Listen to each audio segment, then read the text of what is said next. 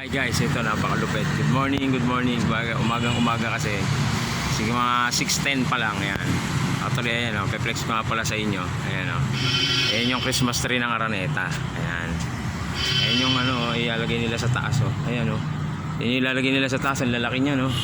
Ilalagay nila dyan. Ayan o. Oh.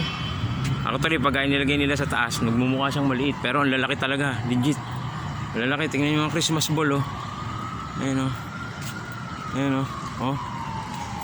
Ito yung Christmas ball na yan. Ayan o, yung Christmas ball oh. Ang laki, punta malaki pa sa akin. Diyos ko mio, marimar. Ayan o. Oh guys, diba? Ako na unang babati sa inyo ng Merry Christmas guys. Ayan o, napakaganda niyan. Ayan o, diba? Sino may ganyang Christmas tree sa bahay? Napakataas.